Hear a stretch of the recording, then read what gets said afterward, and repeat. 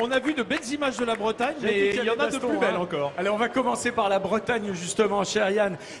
Jules Michelet disait la Bretagne, c'est l'élément résistant de la France. Et cette terre bretonne, eh bien, elle est faite de multiples paysages, ce qui donne des terres et des terroirs assez particuliers. Et puis, c'est aussi le plus long littoral de France, la Bretagne. Donc, ça donne forcément la première région française en termes de pêche. Il y a également des landes, des bocages qui donnent un poulet sur 3 en France qui vient de la Bretagne.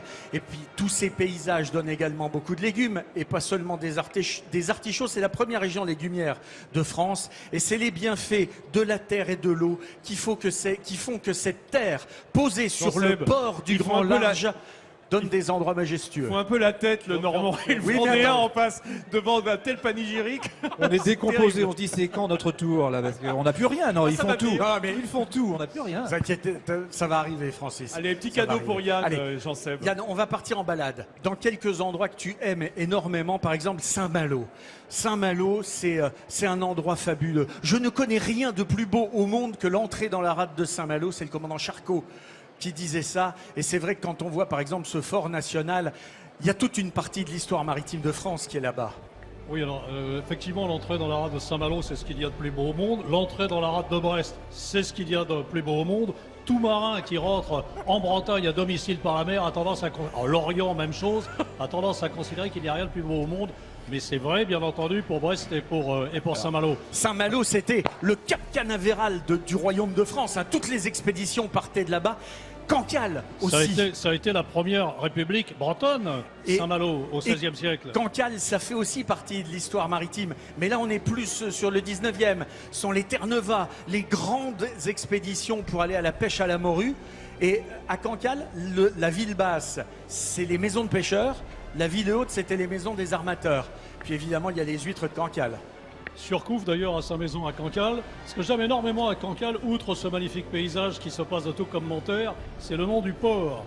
Le port de la Houle. C'est assez superbe et contradictoire avec la notion de port, c'est-à-dire c'est un port où il y a du mouvement, mais c'est un port qui berce le navire à l'ancre. C'est extrêmement beau et agréable. Et ça berce aussi les huîtres qui grandissent. 100 millions d'huîtres. Évidemment, absolument. Tiens, cadeau pour toi, Francis, Dinan. Ah, je connais bien, j'ai ma maison à Dinan. Et voilà, une des plus belles villes de Bretagne, parée de jolies maisons qui sont comme ça parsemées dans des jardins fleuris sur les bords de la Rance. Belle ville médiévale. Et puis la ville de Duguesclin, quand même. Absolument, et c'est pas très loin de la Normandie, donc j'ai accepté d'aller jusque-là. Plus loin, c'est un peu compliqué.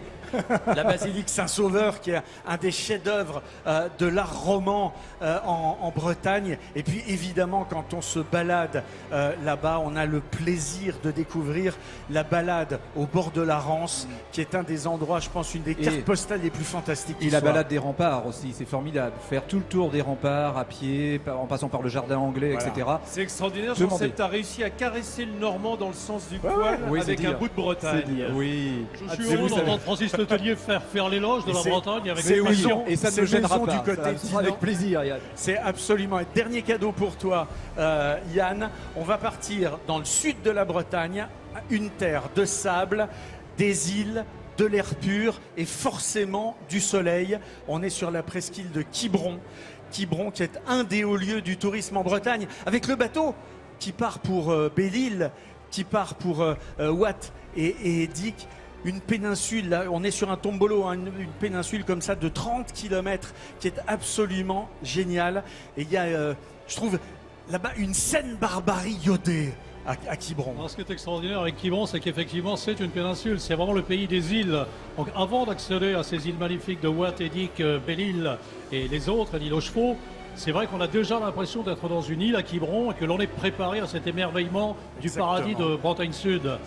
Mais voilà, c'est vrai que l'histoire de Quiberon est une histoire, elle, qui baigne dans le sang avec les débarquements révolutionnaires.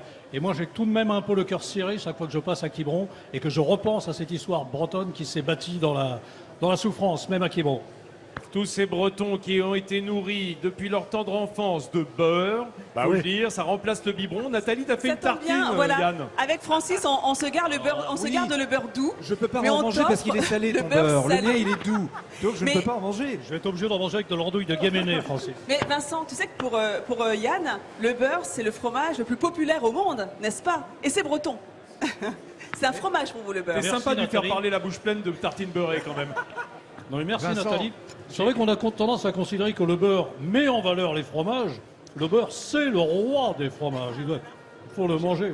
J'ai connu un Breton qui mangeait du beurre avec les frites. C'est vous dire. Sur les frites, du beurre fondu sur les frites, tu veux dire.